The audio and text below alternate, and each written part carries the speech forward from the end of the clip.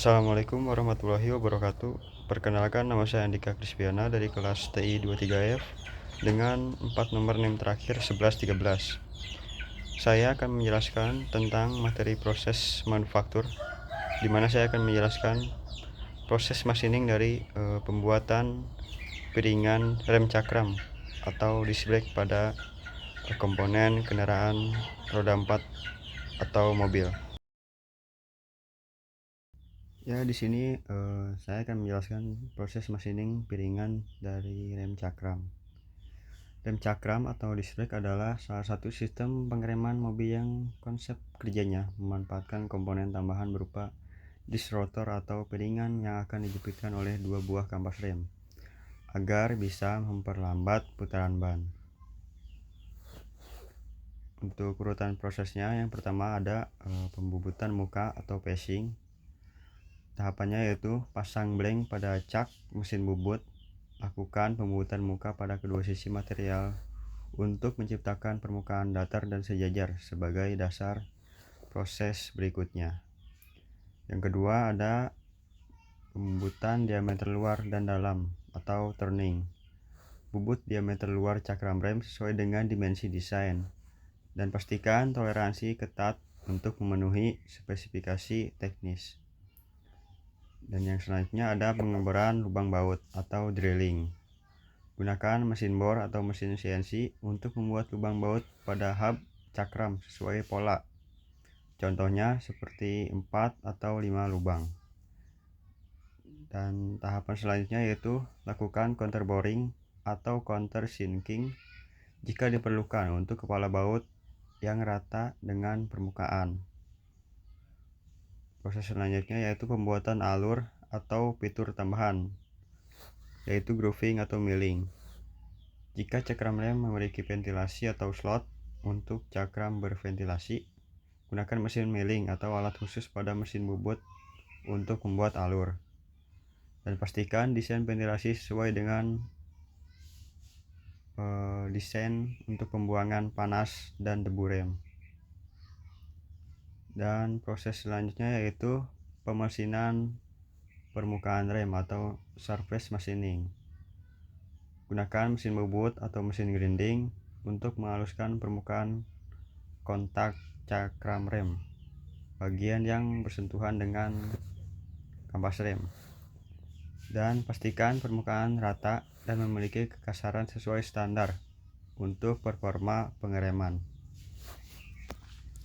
Dan proses selanjutnya yaitu pemeriksaan dimensi dan toleransi. Tahapannya yaitu ukur semua dimensi kritis dimulai dari diameter, ketebalan, runout, dan lain-lain menggunakan alat ukur seperti jangka sorong, mikrometer atau cmm, coordinate measuring machine. Dan periksa runout atau kebulatan cakram untuk memastikan tidak ada getaran saat digunakan pada kendaraan mobil. Dan untuk proses terakhir yaitu penyelesaian permukaan atau finishing.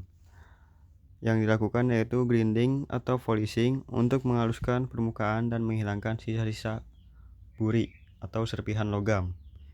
Dan jika diperlukan, lakukan balancing untuk memastikan cakram rem berputar secara seimbang. Untuk lebih jelasnya lagi, saya akan menyantumkan video di akhir tugas video ini. Sekian, terima kasih. Wassalamualaikum warahmatullahi wabarakatuh. Now comes the transformation from a rough raw casting to a precise road-ready component. This is where the machines take over, and it's no small job. Specialized CNC, computer numerical control machines grind, cut, and shave the disc down to exact measurements.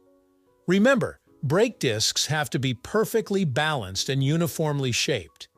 Even a slight wobble could lead to poor braking performance, vibrations, or even dangerous failures. Machining includes smoothing out the surface where the brake pads will press, drilling holes if it's a ventilated or slotted disc, and finishing off the central hub that connects to the wheel. The tolerances here are tight, often within fractions of a millimeter. The surface is also finished with specific patterns, like grooves or cross-drilled holes, depending on the disc's design. These aren't just for show. They help dissipate heat, reduce brake fade, and improve water dispersion in wet conditions. Once machining is done, it's time for balancing. Think of a brake disc like a spinning top. It has to rotate smoothly, or else the car will shake every time you hit the brakes. To balance the disc, manufacturers use high-speed rotation tests to detect any imbalance. If a heavy spot is found, tiny bits of material are shaved off, or small corrective weights are added. This balancing act ensures that once the disc is installed, it will spin smoothly and evenly at any speed. After balancing, the discs go through rigorous quality control checks. This includes visual inspections, dimensional measurements, and in some cases, X-ray analysis or ultrasonic testing to check for internal defects.